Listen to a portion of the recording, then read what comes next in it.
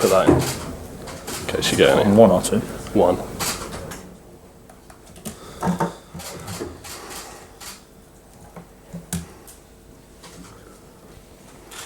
Embarrassing. Okay, Vinny, do you want to start? Is there a mic? Yeah, sorry, just at the front.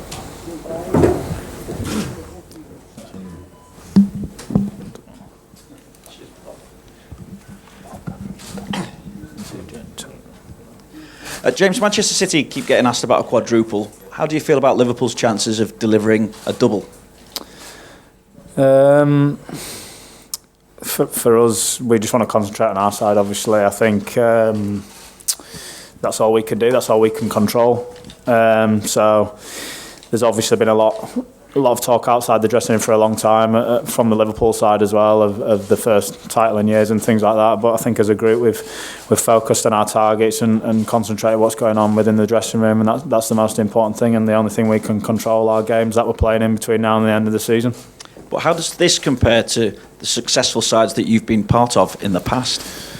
I think obviously getting to 3 finals since I've been at the club has helped in terms of experience and going through that together and gaining a lot of European experience in knockout games as well. Obviously getting to Europa League final and a Champions League final, but not getting over the line obviously is disappointing, but something that we have the opportunity to change, and I think that first one's always the hardest. But like I said, for the experience we've gained, and last year even, you know, pushing for a Champions League and also battling to get in the Champions League through the league positions, that was a high pressure situation, and we managed to do it as well. So all that experience we've gained as a group has made us a better side, and I think you can see that how we've played this year, and at times maybe when we haven't played so well, but we've still managed to get a result.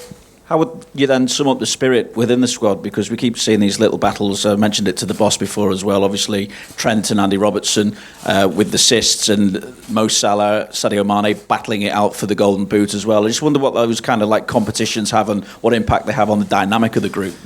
I think it's friendly banter more than anything within the dressing room, and bragging rights, if you like. And Trent and Rob are always at it, but. Yeah, I think you can see how we play. I think you can see how Sadio and Mo play and Bobby play together, the amount of assists they get, and if they get a chance, they'll pass it as well. So I think that's how we play, with and without the ball. Every single player needs to contribute, and if they don't, that's where the system will fall down. So it's friendly banter to win the Golden Boot or assists or have the most and things like that. And I'm sure Hendo will be sticking his hat in there as well now. But you know, the most important thing is the 3 points or progressing through to the next round, and everybody's aware of that. And I think you can see that in how we play. Who are you backing? Say again? Who are you backing? As long as we end with a trophy, I don't care. Okay. Vinny, just want to pass it backwards. Boa tarde, James. Uma pergunta em português, por favor. Boa tarde. Queria fazer uma pergunta um pouco mais particular. Onde você estava e o que você se lembra do jogo da final Liverpool e Milan em 2005? E o que você vê de semelhante do time de hoje do Liverpool com aquele time que foi campeão europeu? You get it? No. Sorry, do you want repeating that one? Sorry. The last question? Yeah, sorry. Okay. O que você vê de semelhante, parecido com o time do Liverpool de 2005 com o time do Liverpool de 2019?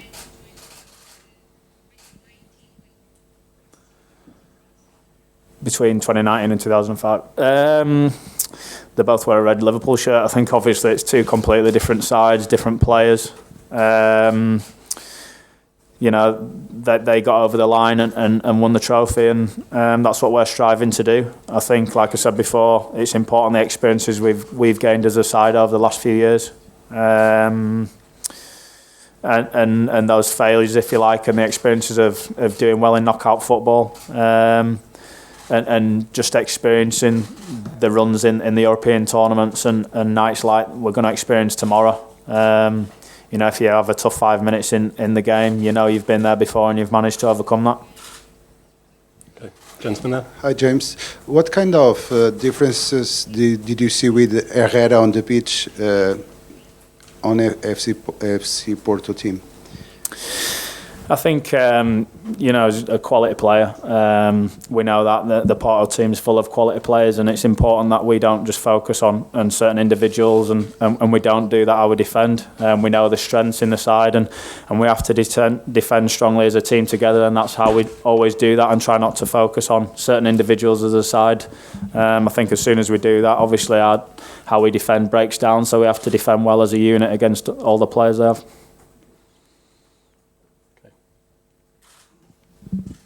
James, it's 7 straight wins at a very pressurised point in the season.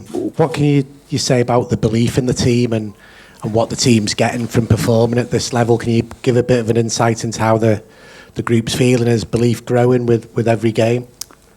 Yeah, I think it's positive, like you say. I think there isn't too much talk about what's going on, what might happen. The stage of the season, really. It's been how we've been all season. We're training the same way. The mentality going into the game's the same. And that's what we can concentrate on, one game at a time and keep pushing. But I'd say that's a massive positive within the dressing room and with the team, that every game is just like the next game. And obviously there's plenty of talk outside the dressing room and in the media and everything, and in this day and age with social media and everything, it's pretty hard to get away from it, but the lads are just focusing on our side and what we can control.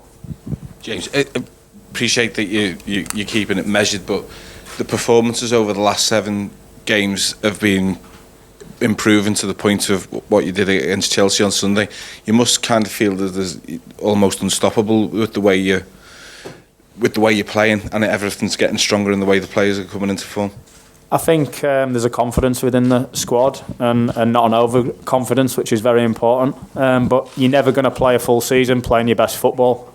And I think that's the most important thing to remember. There's going to be times in a season when you're not playing well. You can't always play your best. And I think that's impressed me more than when we're playing well, because we all know how well we can play. We proved it last year. We blew teams away in certain periods of games. And this year it's when we haven't played as well as we would liked, and we've had to grind it out, and we've had to keep going into the 90th minute to get a winner. That's what's impressed me more, and we've dug out the clean sheets and the tight games. That's what's impressed me more, to be honest, because I know how good we are as a team and how good we can be at our best. But in long seasons and when you're pushing for trophies and league titles and Champions Leagues, it's the tricky 15 minutes, 20 minutes, the 45 minutes where you're not on your game. Can you keep a clean sheet? Can you regroup? And can you still push forward and get a result? And we've managed to do that at tough times, and hopefully that continues.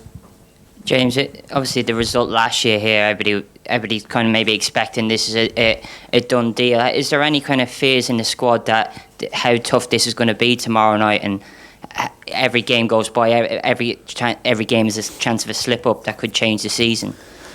I think fear's the wrong word. We know how difficult it's going to be for sure. I think the result last year was maybe a bit of a false result. They had the odd chances. We were very clinical on the counter-attack, and we've seen how good they are in the other 2 games. We always knew it, but obviously the talk before the draw and when we got Porto and some of the talk in the media and stuff, I would have taken it as pretty disrespectful if I was Porto. They're obviously a very good side, and obviously going out to us last year, if I was in the Porto dressing room, I'd be wanting to get one over on Liverpool for sure. So I think that makes it even more difficult for us, and we're very aware of how difficult tomorrow night's going to be. It's nice to have a cushion, but one game in this tie for either team completely changes the complex of the tie.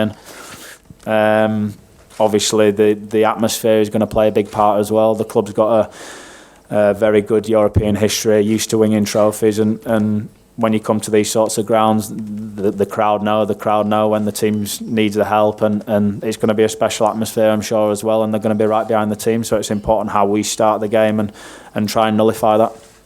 Okay, gentleman at the back. Ivo Costa, Sport TV. Good afternoon, James. The FC Porto coach, Sérgio Conceição, said that you are the best team in the world. What's your opinion about that? That's a nice compliment. And you get those compliments by playing good football and over a sustained period of time, so that's something we can take as a compliment. But to be that, I think you have to win trophies, and that's something we haven't done yet, and something we're trying to do this season. There's a lot of good teams left in the Champions League, and it's down for us to prove that and go and win these games, and hopefully win with at least one trophy this season. But there's a lot of good teams between us and the last game of the season, and we have to keep improving and keep playing like we are doing at the moment. Okay, we'll take one final question from Glenn. James, I'm just thinking what you've made of Jordan Henderson's recent performances in an advanced midfield role.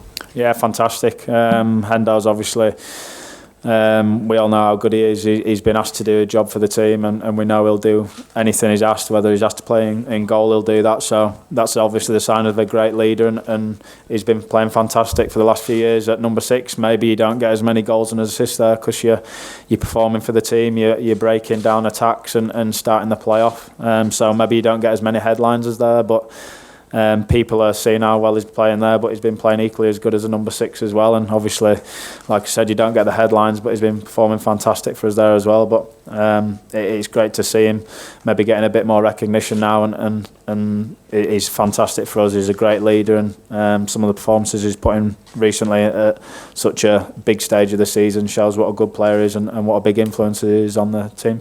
Okay, thank you very much, everyone. Thank you.